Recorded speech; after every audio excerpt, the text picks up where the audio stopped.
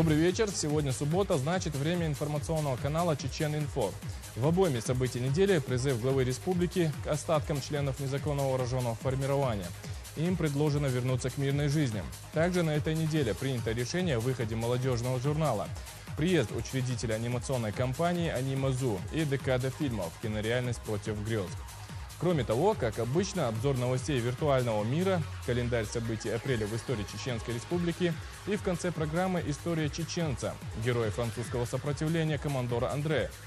Сейчас предлагаю посмотреть главные темы выпуска, ведь новости – это интересно, если к ним подходить с интересом.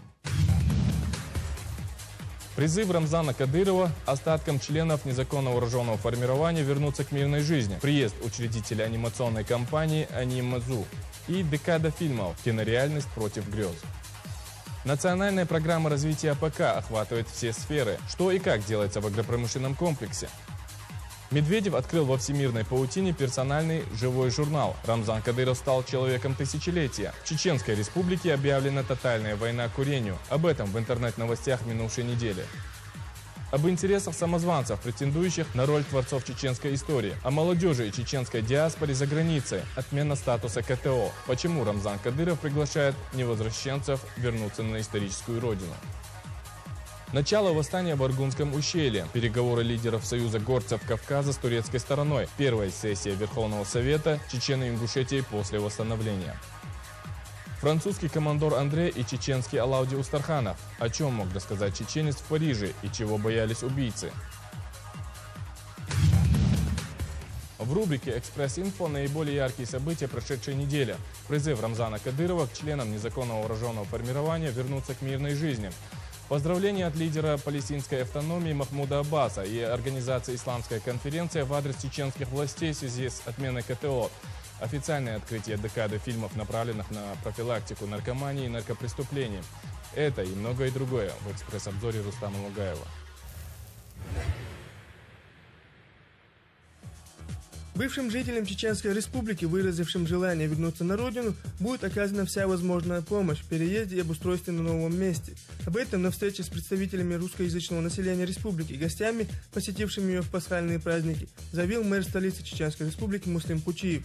Гости чеченской столицы поблагодарили руководство Чеченской Республики за теплый прием и внимание, оказанное в ходе пребывания в республике, а также за реконструированную церковь. Нас очень тепло встретили, разместили в лучшей гостинице города, выделили транспорт на посещение церкви и кладбища. Особо приятно было видеть ухоженные и облагороженные кладбища, отметили гости столицы. Мэр Грозного подчеркнул, что президент Чеченской Республики Рамзан Кадыров поручил ему выслушать все проблемы собравшихся и донести до него итоги этой встречи. Присутствующие озвучили ряд проблем, основные из которых касались строительства и восстановления жилья, а также компенсационных выплат. Президент Чеченской Республики Рамзан Кадыров поручил главам районных администраций активизировать работу по возвращению лиц, до сих пор остающихся в рядах незаконных вооруженных формирований.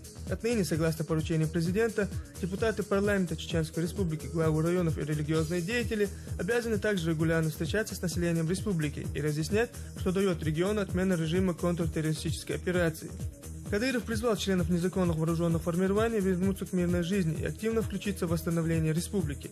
При этом президент подчеркнул, что обращение не касается тех, кто ушел в горы уже после того, как республика встала на ноги.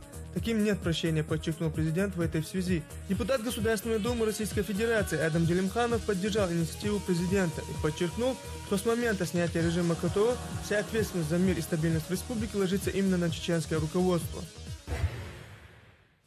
Студенты Чеченской Республики в ближайшее время получат свой журнал. Решение о выходе молодежного издания принял во вторник президент Чеченской Республики Рамзан Кадыров. У нас около 40 тысяч студентов, и я считаю необходимым учредить издание, в котором они могли бы поднимать свои проблемы, находить ответы на поставленные вопросы, заявил Кадыров на встрече с руководителями республиканских СМИ. Кадыров отметил, что в свою очередь окажет всю необходимую помощь в реализации данного проекта. Президент обратил внимание работников прессы на то, что любой вакуум в воспитании подрастающего поколения тут же пытается заполнить наши идейные противники, заинтересованные в насаждении нашему народу чуждых его традициям элементов поведения в обществе. Он также подчеркнул, что в связи с отменой КТО на территории Чеченской Республики возрастает ответственность ее руководства и каждого ее жителя за сохранение стабильности, порядка и в конечном счете ускорение процесса возрождения ее экономики и социальной сферы. В Чеченскую Республику из Великобритании приехал учредитель анимационной компании «Анимазу» Али Карт.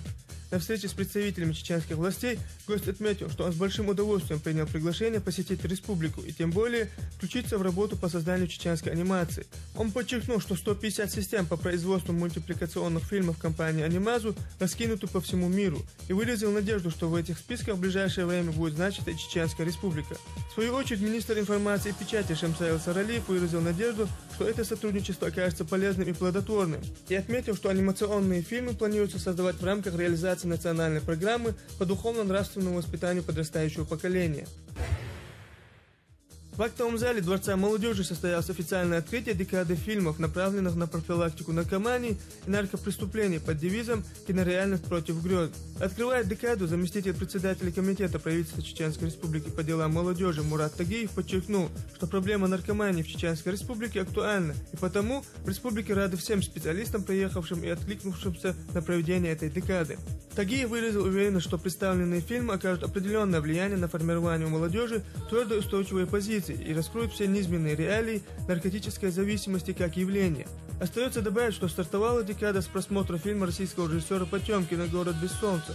Декада «Кинореальность против грез», организаторами которой выступили Комитет правительства Чеченской Республики по делам молодежи и Управление Федеральной службы наркоконтроля Российской Федерации по Чеченской Республике, пройдет с 20 по 26 апреля текущего года.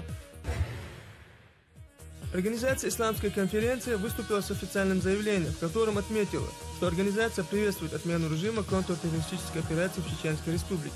Как подчеркивается в заявлении, отмена которого в республике приведет к стабилизации ситуации и будет способствовать развитию безопасности и процветанию Чеченской Республики и соседних с ней республик. В заявлении отмечается, что в ближайшее время техническая делегация организации намерена посетить Грозный и на месте ознакомиться с общественно-политической ситуацией в республике. Поздравлениями в адрес чеченских властей в ходе телефонных переговоров с президентом Чеченской Республики выступил и глава палестинской автономии Махмуд Аббас. Лидер палестинской автономии отметил, что это исключительно важный шаг, который венчает собой ранее достигнутые чеченским руководством положительные результаты по восстановлению мира и экономики, а также борьбе с терроризмом. Группа саперов МЧС России приступила к расчистке от взрывоопасных предметов сельскохозяйственных земель Чеченской Республики. Это уже не первая совместная работа Центра «Лидер» и Главного управления МЧС России по Чеченской Республике. В предыдущие годы ими были разминированы поля в Шатойском и Веденском районах республики. В течение месяца 30 пиротехников отряда Центра спас-операции особого риска «Лидер» будут заниматься разминированием сельхозугодий на территории государственного хозяйства «Заря» в районе Грозного. Отметим, что после 2 военных кампаний в республике осталось большое количество неразорвавшихся снарядов, противопехотных мин и других взрывоопасных предметов. По данным общественной организации «Ламан-Ас», только в течение 2008 года в результате срабатывания оставшихся в чеченской земле фугасов пострадало 11 человек. Большинство несчастных случаев зафиксировано в чеченской столице, а также Грозненском и Гудермесском районах республики. Прокуратура Шилковского района Чеченской Республики утвержден обвинительный акт по уголовному делу в отношении ученика 10 класса средней школы села Коби. Ученику инкриминируется статья 207 Уголовного кодекса Российской Федерации «Заведомо ложное сообщение о терроризме». Установлено, что 24 января текущего года обвиняемый с мобильного телефона позвонил в контактный центр сотового оператора «Мобиком Кавказ», расположенный в городе Краснодаре, и сообщил о якобы заложенной в здании бомбе. На момент поступления сообщения в здании центра находилась дежурная смена, составив 30 работников компании. Сотрудники правоохранительных органов вынуждены были эвакуировать их из строения и приступить к поиску взрывного устройства. В ходе проведения оперативно-розыскных мероприятий была установлена личность звонившего и произведено его задержание. После утверждения обвинительного акта уголовное дело направлено в Шилковской районный суд для рассмотрения по существу заключения. Министр здравоохранения Чеченской Республики и генеральный директор ЗАО «Московская акционерная страховая компания» подписали соглашение о сотрудничестве. Подписанный документ предусматривает создание и организацию деятельности в республике негосударственных коммерческих организаций здравоохранения, амбулаторно-поликлинического типа, развитие страховых принципов, инфраструктуры страхового рынка, что будет способствовать повышению уровня медицинского обслуживания в регионе. Ожидается, что на открытие в республике амбулаторно-поликлинического комплекса со всеми видами медицинских услуг, включая однодневные стационары, будет потрачено свыше 200 миллионов рублей. Инвесторы уверены, что затраченные средства будут оправданы в ближайшие 10 лет. Компания ЗАО «Макс» начала работу в Чеченской Республике по программам обязательного медицинского страхования с января 2005 года. Сегодня полисами ЗАО «Макс» обладают более 1 миллиона жителей региона. В 2008 году в Чеченской Республике донорами стали около 13 тысяч человек, собрано 6 тонн крови. Это самые высокие показатели в регионе за последние 15 лет. В среднем по России показатель количества доноров на 1000 человек населения составляет 13 человек. Республика идет на уровне 10 человек. Сообщается, что в отличие от других регионов, где возрождается платное донорство, в республике кровь сдается абсолютно бесплатно. Эти показатели вывели Чеченскую Республику на среднестатистический уровень по Южному федеральному округу. Ожидается, что в 2010 году республика примет участие в программе развития службы крови в России, которая предусматривает создание единой информационной системы и базы доноров, а также обновление материально-технической базы. В данном проекте будет участвовать около 30 субъектов. На его реализацию выделено более 4 миллиардов рублей. Учитывая реалии сегодняшнего дня и исходя из исторических приоритетов, руководством Чеченской Республики, а именно президентом Рамзаном Кадыровым, инициирована и реализуется государственная программа развития агропромышленного комплекса. А 2009 год объявлен годом сельского хозяйства. Программа развития АПК практически охватывает все сферы. Вне всякого сомнения, предпринимаемые действия будут способствовать становлению и успешному развитию сельского хозяйства. Что и как делается в этой сфере, расскажет Тагир Салаханов. Глобальный мировой кризис, который переживает мировая экономика сегодня, вносит свои коррективы во все области жизнедеятельности. Причем не только в одной взятой стране или регионе. Подобные метаморфозы переживают экономики всех стран мира. Если в развитых странах, таких как Соединенные Штаты, Япония, Великобритания и прочие, основной удар кризиса переживает финансовая система и предпринимаются экстренные антикризисные меры, то в Российской Федерации все обстоит несколько иначе. Экономика России больше ориентирована на сырьевую базу, промышленность также по большому счету производит полуфабрикат, будь то стальной прокат или детали оборудования. Основная статья экспорта и, соответственно, валютных поступлений в казну – это нефть, газ, уголь, лес, черный и цветной металл. На порядок ниже идут поступления от вооружений и другой готовой продукции. Большинство занятого населения в стране опять же приходится на эти сферы производства. Разумеется, Россия также ощущает последствия разразившегося кризиса, хотя и не в той мере, что развитые западные страны. В Чеченской Республике картина экономического потенциала в корне отличается и от западной, и, как ни странно, от российской. Что имеется в виду? А вот что. Экономика республики еще только становится на ноги после разрушительных вихрей двух кровопролитных войн. Экономический потенциал сегодняшнего дня не составляет и трети от лучших времен 80-х годов. А безработица – настоящий бич нашего общества. Учитывая все эти факторы и исходя из исторических приоритетов, руководством Чеченской Республики, а именно президентом Рамзаном Кадыровым, инициирована и реализуется государственная программа развития агропромышленного комплекса. А 2009 год объявлен в республике годом сельского хозяйства. Ее реализацией преследуется сразу несколько задач. Во-первых, Чеченская Республика наряду с развитым промышленным потенциалом всегда, во все времена, имела мощную сельскохозяйственную отрасль. Причем в равной степени в республике были развиты и скотоводство, и земледелие, и плодоовощеводство. Во-вторых, сельское хозяйство – традиционный вид занятий для жителей сельского района в республике. В-третьих, развитие сельскохозяйственной отрасли позволит создать большое количество новых рабочих мест. Инициатива уже нашла поддержку как среди жителей республики, так и на уровне руководства страны. В программе социально-экономического развития Чеченской Республики на 2008-2011 годы определены основные направления и перспективы развития всех форм деятельности. В этой связи президент Чеченской Республики утвердил республиканскую программу развития сельского хозяйства и регулирования рынков сельскохозяйственной продукции, сырья и продовольствия на 2008-2012 годы.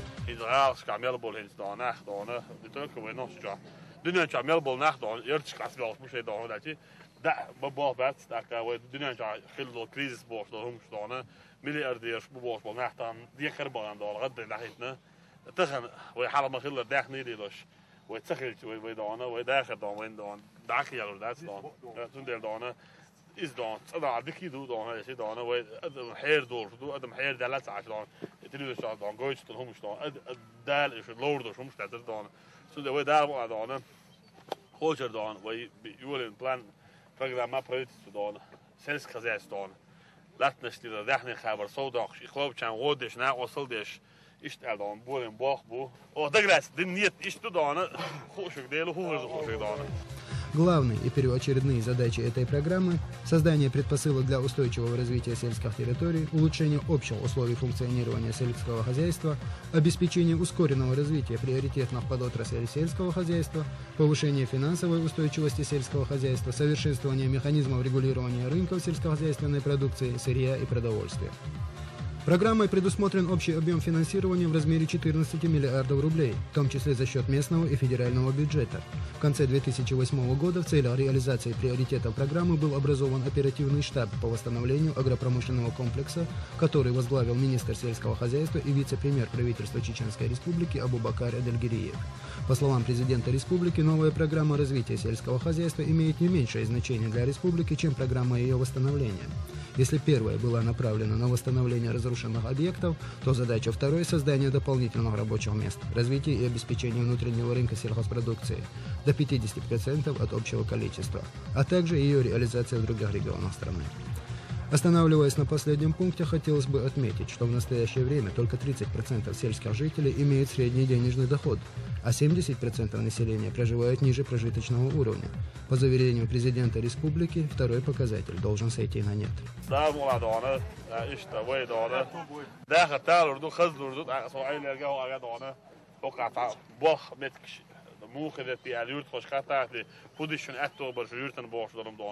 إزادون أو ديرو دار مقدون إيش دون أردو خلاص حوسة أو شيء دون نحمو بيش متي دون وين هدرو تيزداخن أردون. Возьмем, например, сферу животноводства. Реализация программы предусматривает восстановление, реконструкцию и модернизацию 28 животноводческих комплексов различного направления, 3 птицефабрик и 2 инкубаторно-птицеводческих станций, а также рыбоводческого предприятия со строительством форелевого хозяйства. Кроме того, программа предусматривает приобретение более 6 тысяч голов племенного скота. В связи с этим Министерство сельского хозяйства увеличило посевы кормовых культур в 2008 году и планирует произвести посев многолетних трав, люцерны, на площади более 5000 гектаров. 7 гектар حقش نزيرنو حقشي 7 гектар ملخوش دي إيش إدي قرش حالت خيم هيت دينا دا مقلاديل كوربانسة. Только в 2009 году министерством планируется ввести ввод 32 объекта агропромышленного комплекса. Из них, как сообщил Абубакар Эдельгириев, 8 объектов пищевой и перерабатывающей промышленности, столько же объектов животноводства, 4 птицеводства, 2 объекта механизации, 5 объектов ветеринарии и по 1 объекту растениеводства и образования. Общий лимит 2009 года на ведение стройперечисленных объектов составляет около 2 миллиардов рублей. Эти средства предусмотрены как из федерального, так и местного бюджета. Хорошее и очень нужное и своевременное дело, предложенное президентом, что настало время, когда мы должны заняться сельским хозяйством. Да, действительно, последние 10-15 лет население и при желании не могло серьезно заниматься растениеводством, животноводством, потому что наши поля были заминированы, заняты военными, было небезопасно. Но на сегодня созданы в республике все условия, во всех районах, можно сказать, и население, и желающие могут заниматься и растениеводством, и животноводством. Такая же картина наблюдается и с увеличением пассивных площадей в целом. В нынешнем году в республике планируется засеять свыше 83 тысяч гектар земли, что на 34 тысячи гектаров больше, чем в 2008 году. В рамках реализации увеличенных планов уже выполнен ряд первоочередных мероприятий. Первую бригаду отдайнияла 50 гектаров. Хар поле 100 гектаров полю, хар канча кирил шудамула. Вен магар буал дабьючбу, сорез уж дабьючбу, сейл кшуша, дик сейл кшу, точно высывающий сейл кшу, белх халх, татуш удобрение юлш. Хохлатнаш, но удобрение даялось и притчуган, это ведь ир, татуш удобрение юлш, яш обработка юлш, 200 килограмм сульфат аммофоскисна, 200 гектаров сульфат аммониевого удобрения, 400 килограмм на гектар, да, тоже удобрение, что бы уж было, Помимо прочего, при непосредственной помощи президента Чеченской Республики Рамзана Кадырова в прошлом году было выделено на приобретение сельскохозяйственной техники более 100 миллионов рублей. Также по лизингу было приобретено сельхозтехники на сумму более 200 миллионов рублей. Впервые в сельскохозяйственном производстве республики таким образом была применена энергоресурсосберегающая технология. Также впервые в результате достигнутой договоренности с Харьковским тракторным заводом в Чеченской Республике была начата сборка сельскохозяйственных машин. К настоящему времени уже собрано и действует 5 тракторов ХТЗ. Опять же, по инициативе президента Чеченской Республики реализуется и практика шефства над сельскохозяйственными предприятиями. Всем министерствам и ведомствам республики, в зависимости от их объема деятельности, поручено поддерживать одно или несколько сельхозпредприятий. Сам глава республики сообщил, что берет под свою опеку государственное унитарное предприятие «Госхозцентроевский». Первым делом президент обязал его руководителя представить экономически обоснованный план развития этого хозяйства. Вместе с тем, Рамзан Кадыров контролирует работу созданного штаба по восстановлению сельского хозяйства. Как сообщил Кадыров, каждый из членов штаба ежедневно предоставляет отчеты о проводимой им работе. В этой работе постоянное взаимодействие поддерживается и с федеральным центром. Как сообщил министр сельского хозяйства Республики Абубакар Эдельгериев, на совещании в Москве министр финансов Российской Федерации Алексей Кудрин заверил чеченских представителей в том, что все мероприятия, реализация которых запланирована на текущий год, будут выполнены в полном объеме, несмотря на существующий финансовый кризис.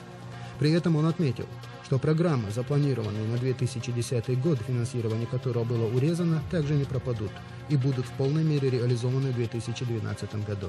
Кроме того, с Россельхозбанком достигнута договоренность о кредитовании созданного в Щелковском районе Чечен-Агрохолдинга в сумме до 5 миллиардов рублей. Настолько крупных кредитных вложений нет по всему Южному федеральному округу, и этим можно гордиться. Также Россельхозбанк предоставит 15 фермерским хозяйствам республики по 1 миллиону рублей на развитие и становление в залог будущего урожая 2009 года. К настоящему моменту в республике созданы 3 холдинга, которые помогают не только получить продукцию, но и создают дополнительные рабочие места. Первая, так называемая холдинговая продукция, которая пойдет на экспорт, будет получена уже в нынешнем году и обеспечит ее создаваемый в Щелковском районе Чечен-Агрохолдинг. Предприятие будет выпускать консервную, колбасную и прочую готовую к употреблению продукцию по технологии халял. Как подчеркивает генеральный директор ООО «Чечен-Агрохолдинг» Вахид Исламханов, на сегодняшний день у предприятия имеется 70 тысяч гектаров пастбищ, более 10 тысяч гектаров пахотных земель, 3 тысячи гектаров из которых не подлежат рекультивации.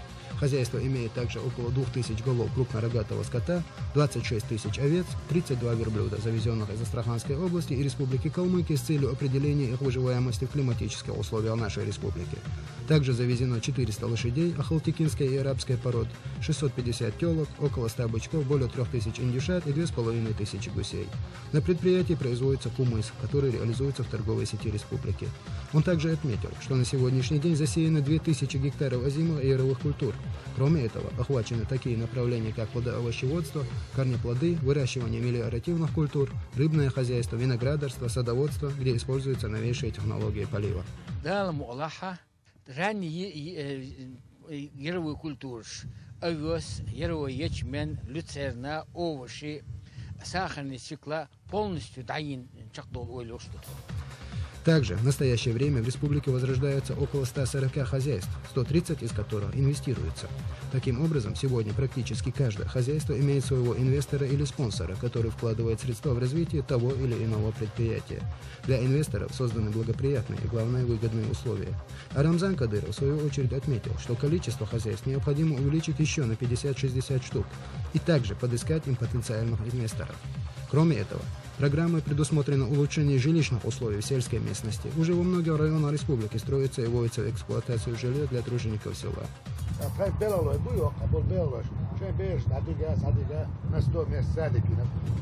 Как мы можем убедиться, программа возрождения сельского хозяйства охватывает все сферы, которые будут способствовать его становлению и успешному развитию. Программа выверена экономически и, образно выражаясь, даже математически. Но есть во всем этом и главный параметр, а именно личность самого президента Чеченской Республики Рамзана Кадырова. Все, за что берется этот молодой и энергичный лидер, реализуется настолько успешно, что впору издавать методическое пособие для глав регионов, назвав его «Вот так работает Кадыров и те, кто работают с ним». Кадыров работает сам и заставляет работать других, от министра до тракториста. Исходя из всего этого, не остается сомнений, что и сельское хозяйство республики станет успешным, прибыльным, а главное, обеспечит трудовыми местами большую часть наших граждан. Если все пойдет по плану, Чеченская республика обеспечит себя масломолочной, плодоовощной и прочей сельхозпродукцией, да еще и на экспорт останется. А там, к 2012 году, глядящий кризис минует. Тем более, что эксперты предрекают оздоровление мировой экономики уже к концу 2011 года. Считается, что мы живем в веке информационных технологий, а всемирная паутина – олицетворение этого века. На прошедшей неделе паутина сообщала, что Медведев открыл в ней свой персональный живой журнал. Проинформировала сообщество интернет-пользователей о том, что Рамзан Кадыров стал человеком тысячелетия, и предупредила, что в Чеченской республике началась массированная борьба с курением. Об этом в рубрике «Ченет-Инфо». Пустые призывы любить родной язык и свою культуру ничего не принесут, решили интернет-пользователи из Адыгеи и создали свою черкесскую версию известной программы сетевого общения ICQ. Новизна этой версии в том, что все в ней на черкесском языке. Новаторы отметили, что с учетом значительного роста в республике интереса к культуре, истории, к своим корням, они решили создать нечто такое, что позволит пользователям общаться в виртуальном пространстве на родном языке. Завершив работу с ICQ, новаторы приступили к новому проекту, к созданию адыгского варианта другой популярной программы «Mail-агента», который также успешно завершен. Отныне виртуальное пространство черкесов станет по-настоящему черкесским, отмечают создатели новой программы адыгейские студенты Расул Исмаилов, Султан и Лейла Гашковы. Хочется поздравить молодых патриотов, а чеченским пользователям задуматься о чеченских версиях сетевых программ, коими они не на словах, а на деле смогут помочь популяризации родного языка. В минувшую среду у президента России появился блог в живом журнале. Отныне платформа ЖЖ будет использована для расширения возможностей блога президента на Кремлин.ру, подтвердила его пресс-секретарь Наталья Тимакова. По ее словам, в журнале появится возможность комментировать и вести дискуссии, о чем просили посетители президентского блога на официальном сайте. Ожидается, что блог будет открыт в форме сообщества, куда будут копироваться посты Медведева с сайта Кремля. Объявлено, что именно живой журнал был выбран как самый популярный сервис блогов в России. Уже известно, что рекламы в президентском комьюнити не будет. Финансовый вопрос на переговорах с компанией также не поднимался. Сообщается, что модерировать сообщество будет все та же команда, которая поддерживает блог на официальном сайте, отсеивая нецензурные высказывания, оскорбления и исправляя грамматические ошибки. Президент Чеченской республики Рамзан Кадыров включен в энциклопедию «Люди нашего тысячелетия» и награжден памятным знаком медалью «Человек тысячелетия». Церемония награждения героев издания состоялась в Совете Федерации. По поручению Кадырова знак принял вице-премьер Чеченской республики, полномочный представитель республики при президенте Российской Федерации Бекхан Таймасханов. Помимо Кадырова в энциклопедию вошли видные государственные, политические, общественные деятели, а также деятели науки, искусства и кино Российской Федерации. Выдающийся конструктор, генерал-лейтенант Михаил Калашников, народный артист СССР Лев Дуров, композитор, дирижер, пианист Михаил Плетнев и другие. Энциклопедия «Люди нашего тысячелетия» выпускается издательским домом «Новая линия» и осуществляется при поддержке Государственной Думы, Совета Федерации, Информационного центра ООН, Фонда содействия ЮНЕСКО, Международной академии интеграции науки и бизнеса, обороны и правопорядка, регионального общественного фонда «Наше тысячелетие». По словам военного комиссара Чеченской республики Сайдселя Мацуева, в соответствии с указами президента России Дмитрия Медведева и главы республики Рамзана Кадырова, призывная кампания в Чеченской республике проходит в полном объеме. Так, главы российских районных администраций назначены председателями территориальных призывных комиссий. Ведется большая работа по призыву. Работают медицинские комиссии, производится постановка на учет. Однако нарядный весенний призыв для прохождения срочной службы новобранцев из Чеченской республики в этом году не получен. По словам военного комиссара, отправка в армию чеченских новобранцев происходила только в 2005 году. Тогда служить отправились 200 молодых людей. В настоящее время в Чеченской республике находится свыше 80 тысяч юношей призывного возраста. Цуев выразил уверенность, что призыв чеченских юношей, если не в этом году, то весной 2010 года точно будет произведен. 1,5 года русская семья из Мценска воспитывала чеченского мальчика, а чеченская – русского. В итоге, по решению суда, семьи обменялись детьми, передают Вести. Сообщается, что в августе прошлого года Андросовы случайно обнаружили роддомовскую бирку с надписью «Зарема Тайсумова». Мать ребенка встретилась с семьей Тайсумовых, однако первоначально ее словам не поверили. Тогда Анна добилась проведения экспертизы ДНК, которая и подтвердила – женщины воспитывают не своих детей. Малышей перепутали в роддоме, акушерка завернула их в чужие одеяльца, а бирки на ручках ручках мальчиков были при этом свои. По случайности обе женщины сняли эти бирки, даже не посмотрев на них. Матерей не смутило при этом, что в русской семье родился темноволосый и кореглазый малыш, а в чеченской – светловолосый и голубоглазый. Сейчас обе женщины подружились, и Тайсумовы, которые уже переехали в Чеченскую республику, собираются пригласить Анну с сыном в гости. На прошлой неделе в городе Элиста Республики Калмыкия прошло учредительное собрание Межрегионального общественного объединения Союза репрессированных народов России. В работе учредительного собрания выразили желание участвовать представители 6 народов, репрессированных по этническому признаку в годы сталинского режима, в том числе и представители чеченского народа, который был депортирован в феврале 1944 года. Мы собрались по благородному делу достижения полной реабилитации наших репрессированных народов. Каждый из нас является патриотом не только России, но и своего народа. Законы России о реабилитации репрессированных народов и жертв политических репрессий должны быть реализованы в полной мере. И наша задача – действовать согласованно для достижения общей цели. Мы действуем строго в рамках законов Российской Федерации о реабилитации репрессированных народов и о реабилитации жертв политических репрессий, заявили участники собрания.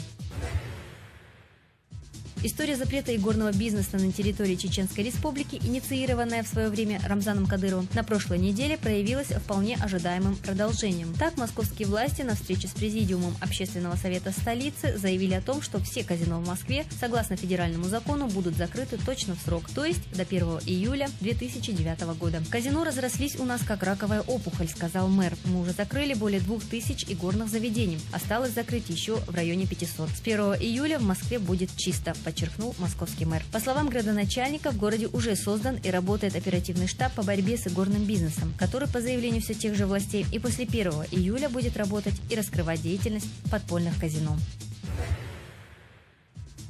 20 апреля исполнилось ровно 65 лет со дня учреждения звания Героя Советского Союза. С 1934 года это звание было присвоено 7 летчикам, спасшим экипаж затонувшего парохода «Челюскин». Они и стали первыми героями страны Советов. Последним героем стал в октябре 1991 года капитан 3-го ранга Анатолий Солодков, который совершил в ходе научных экспериментов рекордное погружение на глубину 120 метров. 4 чеченца получили звание Героя Советского Союза во время Великой Отечественной войны. Еще 4 участников этой войны удостоены звания Героя Советского Союза и России в 90-х годах. Теперь за подвиги присваивается звание Героя Российской Федерации. Первым героем России стал в 1993 году летчик-космонавт Сергей Крикалев за свой второй полет на орбитальную станцию «Мир». За 17 лет со дня учреждения звания Героя России его получили около 900 человек. Из них почти половина за боевые действия в Чеченской Республике. Высокое звание Героя России в ходе Первой и Второй чеченских войн получили и более 10 чеченцев, 7 из них посмертно.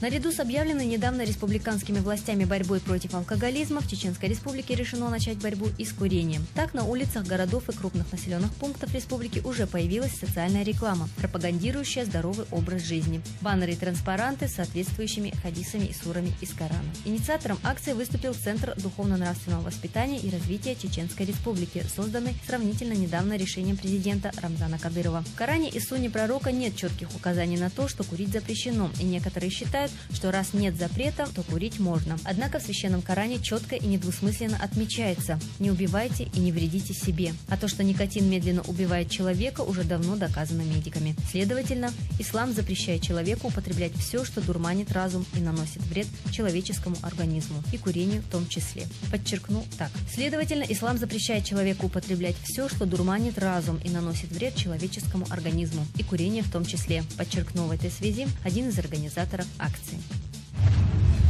В следующей страничке нашей программы предлагаю посмотреть объективный анализ происходящих событий и явлений. Как обычно, это исследование того, что лежит за внешней стороной. Кого и как используют самозванцы, претендующие на роль творцов чеченской истории. Также вы узнаете о молодежи и чеченской диаспоре, живущей за границей, об отмене статуса КТО и о том, чего добивается Рамзан Кадыров, приглашая невозвращенцев на свою возрожденную историческую родину. Все это в рубрике «Тема». Наша цель – возрождение чеченского народа и суверенной Чеченской Республики. Именно с такими лозунгами, которые по существу оказались ничем иным, как прикрытием лживых и навязчивых идей, началась одна из самых трагических страниц современной истории Чеченской Республики. В итоге наше общество прошло через кровавую мясорубку двух военных кампаний и оказалось расколотым на три части – чеченское общество и те, кого это общество отвергает. Это так называемые ичкерийцы и имаратчики. В то время, когда весь чеченский народ активными темпами возрождает республику, созидает и борется за мир и благополучие, эти две последние категории, не всегда единые в своих целях и проповедях, кроме страданий и злобных выпадов, из-за того или иного бугра республике ничего так и не принесли. Более того, и по сей день эти злопыхатели не оставляют попыток добить и разделить общество по политическим, правовым, тейповым, религиозным и даже нравственным принципам. К сожалению, чеченцы в большинстве своем напрочь лишены защитного механизма. Иначе чем объяснить тот факт, что главным идеологом той или иной группы на определенном отрезке истории у нас становится инородец, человек, которому чужды наш менталитет, историческая память и морально-нравственные ценности. Эти новоявленные отцы народа нечеченской национальности и затаскивают наше общество в глубокую пропасть. К их числу принадлежит и имам Шамиль, который после поражения и изгнания с родины практически в полном одиночестве прибыл в Чечню и в одночасье стал имамом Чечни и Дагестана. Это осетин по происхождению Муса Кундухов, который после Кавказской войны увлек тысячи чеченцев в единоверную Турцию, где они подверглись ужасным лишениям и практически навсегда осели на чужбине. Это и дагестанец Узун Хаджи Хайр Хан, который в 20-е годы прошедшего столетия осел в Ведено и объявил об образовании в горных районах Чечни Северокавказского Эмирата. Да, сколько их было в нашей истории. Вот и в современной истории мы спотыкаемся все об те же грабли и мнемлем новоявленными и непонятно откуда вдруг выскочившим вождям. К примеру, все тот же так называемый шейх Саид Бурятский, так называемый проповедник и теолог, человек далекий как от чаяний чеченцев, так и от идеалов национально-освободительного движения. Тем не менее, этот человек берет на себя смелость судить целый народ, причем народ, на исторической родине которого он находится. По его убеждению, большинство чеченцев, иначе говоря, мы с вами, являются джахилями, то есть людьми невежественными в исламе. А любовь к Аллаху и исламу, по его мнению, чеченцы подменили любовью к родине и своим традициям. С каких пор мнение народа стало определять джихад, существование его или же нет? И народ в своей массе остается обществом джахилии, которое не способно понимать религию Аллаха полностью и досконально. Кто такой так называемый шейх Бурятский? Насколько он имеет право судить чеченское общество и проповедовать в нем ислам? Почему джахилями являются чеченцы, а не его соплеменники? Далекая и солнечная Бурятия – вот поле для его так называемой проповеднической деятельности, ибо буряты вообще не в исламе, да и для джихада простора непочатый край. Бурятский – это всего лишь один из примеров. Таких бурятов в современной истории немало. Хотя бы все тот же Удугов, один из соавторов второй чеченской кампании, который призвал людей в окопы, а сам бежал со своим исламским порядком и гаремом в далекую Турцию. Имеет ли право этот человек комментировать события в Чеченской Республике и рассуждать о судьбе чеченского народа, в то время, когда даже его происхождение вызывает вопросы, ряд вопросов? Тем не менее, находятся люди, которые, смакуя, охотно цитируют мысли этих и других словоблудов, которые по существу и кормятся от этой словесной шелухи. Всем этим доброхотам пора бы уже понять, чеченское общество уже тошнит от этих самозваных отцов народа, не имеющих, во-первых, ни рода, ни племени, и, во-вторых, не имеющих хоть какого-нибудь значимого результата ни в личной, ни в общественной жизни. Словоблудие и ложь, собственные амбиции и лицемерие – вот и все, что исходило и исходит от них. Udugov ele qonaqta komersha dünya doluş meçan wal kiç xalvişwar. Tavirzina işe gayos nike suma xelçte çünkü işe bata yazın gat moçoş metr doş geçi İlyas moladeli.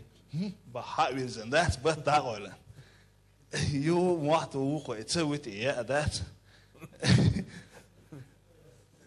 إتجو إذا استانلش دينا Кто и как используется этими сытыми, самодовольными самозванцами, претендующих на роль творцов чеченской истории? В первую очередь это молодежь. Именно она и становится объектом внимания новоявленных амиров и духовных наставников.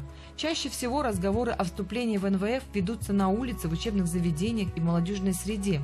Эмиссары обещают молодым людям большие деньги, открывают определенные перспективы, романтика походной жизни, военное братство и религия. Вот через что и заманиваются эти неокрепшие умы в горы, где мифы о воинском братстве, романтике и борьбе за исламские ценности разбиваются в пух и прах о горькую прозу чванства и элементарного бандитизма. تحرم بچن دان ولا تاني لامز دير دواش تاني غقدو تكمليه دي تون شهوات ملقيه شقيقي بوش اشتام يالخول اما مو ادس تبلز تايبا يقي حط ايش بنيكنوت دينشو عقيد عدونه اي حلوقه انفورماتي شايقيات نولات ديسك تاني هي خم بوي هيغا وش بوي بوش انا Вторая категория – это тысячи наших соотечественников, раскинутых по всей Европе и странам Ближнего Востока.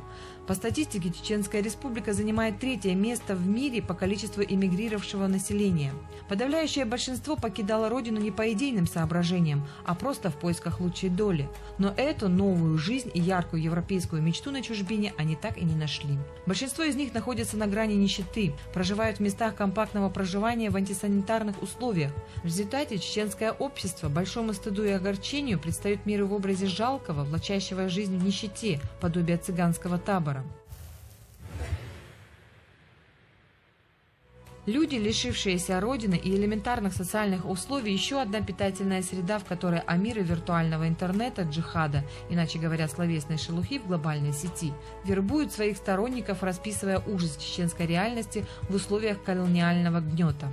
Попавшиеся на крючок пропагандистской машины вооруженного бандподполья, виртуальные бойцы сетевого джихада, порой даже не владея в совершенстве родным языком, играют в войну в интернете и пытаются свести на нет ценность всех позитивных изменений, происшедших и происходящих на их исторической родине. Именно из виртуальных клавиатурщиков и вырастают манкурты, у которых все традиционные ценности уходят на второй план и остаются лишь слепая ярость и ненависть. أفغانستاني تركيا غاسقي سوري وين أبغى وين هون دوش جلسمني. Сетевой словесный бред подхватывают голодные стервятники от информационных сетей. Из их подачи ожиревшие демократы и лжеборцы за соблюдение всех мыслимых и немыслимых прав начинают обсуждать несчастный, злой, это уже как вам будет угодно, чеченский народ. Конечно, такого рода потуги уже не в состоянии перечеркнуть реалии сегодняшнего дня. Караван, как говорится, идет. Печально другое. Вот таким анекдотическим образом чеченское общество, расколотое на 3 непримиримых лагеря, и выставляется на потеху интернет-сообщества, да и всего мира. В итоге чеченское общество становится некой развлекательной темой, а сами чеченцы выступают в роли неких гладиаторов, клоунов, которые попирают собственную историю и свои же нравственные ценности. Осуждать так только ради оправдания, оправдывать так ради исцеления. Вот к чему надо бы стремиться. Но никак не приговаривать друг друга и ставить клеймо «враг народа». Кто, как не мы, в реалиях сегодняшнего позаботится о моральном облике и нравственном очищении нашего общества. На других уповать не стоит. На протяжении последних 10 лет так или иначе чеченцы находились под прицелом сотен и тысяч несущих смерть орудий убийства. В результате десятки тысяч погибших, тысячи пропавших без вести, сотни тысяч как физических, так и психологических инвалидов, которые также стали ими вследствие кошмарного ада 2 военных кампаний. Добавим к этому и 4 года постоянных страхов от беспредельных и ужасающих по своим сценариям зачисток и ужасные итоги 2 военных кампаний. Практически нет ни одного дома, которого так или иначе не коснулась бы трагедия, призвание которой, по сущности, было уничтожение всего народа. Так называемые лидеры Ичкерии даже и не скрывали, что по их расчетам должно погибнуть около 70% населения, для того, чтобы остальные 30% пребывали в достатке. Несмотря на все это, нам удалось выжить и найти в себе силы для возрождения республики, восстановления в республике мира и согласия. Сегодня настало время очнуться и научиться жить в мире и по справедливости, чему призывал наше общество и первый президент Ахмад Хаджи Кадыров.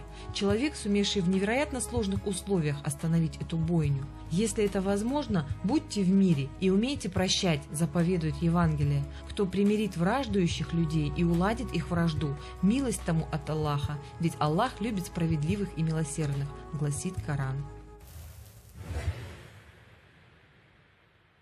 Кто-то когда-то точно подметил, что история развивается по спирали, и на каждом очередном витке повторяются события, обстоятельства, факты. Историки утверждают, что неудачи в истории преследуют всех, но по нашему разумению догоняют они лишь чеченцев. Догоняют, потому что в каждый раз мы наступаем на одни и те же грабли, и уже, наверное, так и не успокоимся, пока не сломаем эти грабли или свою шею. Мудрость заключается в том, чтобы, будучи вооруженным опытом прошлого, избегать однажды совершенных ошибок. Сегодня, когда в Чеченской Республике отменен статус зоны проведения контртеррористической операции, нашему обществу как никогда необходимы мир и гражданское согласие. Собрать в одно, разделенное на 3 непримиримых лагеря, разрозненное чеченское общество. Именно сегодня нам как никогда необходимо объединиться и осознать себя не ичкерийцами или имаратчиками, не родителями всемирного джихада или наставниками мировой истории, а осознать себя частью единого и неделимого чеченского общества, вне зависимости от того, кто и по какую сторону границы находится. Именно этого и добивается наш национальный лидер Рамзан Кадыров, призывая объединиться всех по ту и эту сторону. А для этого нам необходимо всего лишь четко уяснить свое сегодняшнее положение и понять, в каком государстве мы живем, какое место под солнцем нам выделено и чего хотим добиться.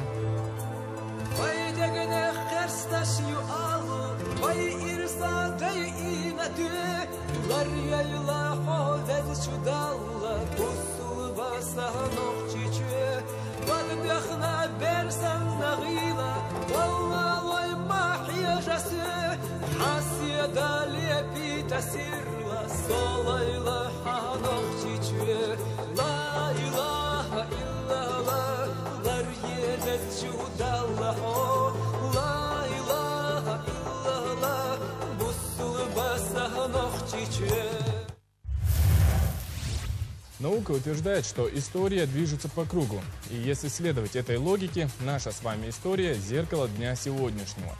Ключевые события апреля в чеченской истории. На этой неделе в обзор попали: восстание под руководством Даде Залмаева в Аргунском ущелье, начало переговоров лидеров Союза горцев Северного Кавказа с турецкой стороной, первая сессия Верховного Совета восстановленной Чечено-Ингушетии и многое другое. Итак, хронология памятных дат конца апреля истории Чеченской Республики в рубрике «Хронограф». В апреле 1845 года в Грузии начался сбор милиции из 100 пехотинцев и 500 всадников для участия в военных действиях в Чечне. Решение использовать в противостоянии с непокорными горцами именно кавказцев, близких друг к другу по менталитету и методам ведения боевых действий, принимает генерал-адъютант граф Воронцов, который назначается на должность наместника Кавказа и главнокомандующего отдельным Кавказским корпусом в марте того же года. Принятие этого решения стало возможно благодаря тому, что в ходе назначения графу предоставляется право на самостоятельные военные действия против горцев. В рамках решения возложенных на него задач граф весной этого же года обнародует прокламацию горским народам о гарантиях неприкосновенности их религии, земель и имущества, а также воззвание кавказского командования к солдатам, бежавшим в горы, вернуться на место их прежней службы. В конце апреля 1877 года в Аргунском округе Горной Чечни вспыхнуло восстание. Мятежников возглавил старшина аула Чубяхенрой Даде Залмаев. Буквально накануне восстания он был арестован по приказу начальника Аргунского округа подполковника Лиховецкого, однако вскоре отпущен на поруки. Восстание под руководством Даде Залмаева явилось основной частью всеобщего восстания в Чеченской Республике под руководством Алибек Хаджи Алдамова, в начале которого было объявлено в Горного аула Саисан еще в начале апреля. В первые же дни восстание охватило 47 аулов с населением 18 тысяч человек. Вскоре после начала восстания в Терской области объявляется военное положение. Уже в октябре 1877 года мятежники были окончательно разбиты. Руководители восстания захвачены в плен. Мятежные аулы переселены с гор на равнинную часть Чеченской Республики. Наиболее активные участники восстания высланы в Сибирь, а руководители повстанцев увеличенно были повешены в Грозном. Союз горцев Северного Кавказа направили за Кавказе своих представителей для организации контактов с турецкой стороной. Цель планируемых встреч – объявление о создании независимой Горской республики и обсуждение возможности официального признания. Горская республика – государство, провозглашенное в ноябре 1917 года Центральным комитетом Союза объединенных горцев Северного Кавказа и Дагестана. Этим же решением ЦК Союза был преобразован в Горское правительство. Председателем правительства стал чеченский землевладелец и нефтепромышленник Абдулмежид Чермоев. Союз некоторое время время действовал в качестве высшего органа власти народов Северного Кавказа. Однако просуществовал недолго. В результате обострившихся межнациональных конфликтов, начала гражданской войны на Северном Кавказе и последовавшего провозглашения Терской Советской Республики, горское правительство фактически потеряло власть и распалось. 2 апреля 1919 года съезд вооруженного ингушского народа по предложению Орджоникидзе провозгласил независимую Горскую Советскую Республику. Эта дата и стала отправной точкой образования Горской автономной Советской Социалистической Республики. Фактически республика, в которую вошли чеченский, ингушский, североосетинский, кабардинский, болгарский, карачаевский и сунжинский. С казачьим населением округа было образовано лишь 17 ноября 1920 года. Однако образование просуществовало недолго. Уже в 1921-22 годах из республики вышли и образовали свои автономные округа Кабардинский, Карачаевский, Балкарский и Чеченский отделы. 7 июля 1924 года МГА СССР была упразднена, а на ее территории создана Североосетинская и Ингушская автономные области, Сунжинский округ с правами губернского исполкома, а также самостоятельная административная единица город Владикавказ.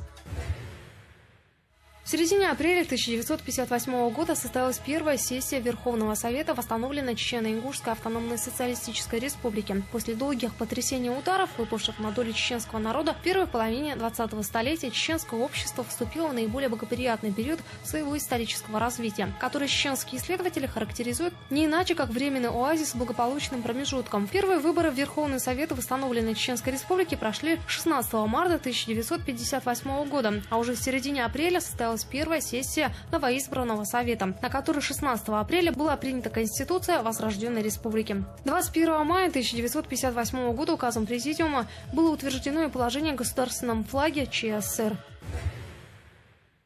В конце апреля 1991 года Верховный Совет РФСР принял закон о реабилитации репрессированных народов, после чего в Чечено-Ингушетии со своей предвыборной речью появился будущий президент России Борис Ельцин, предложивший брать суверенитета столько, сколько ее можно проглотить. При этом ни союзное, ни российское руководство не увидело в этом опасности нарастания стихийной суверенизации.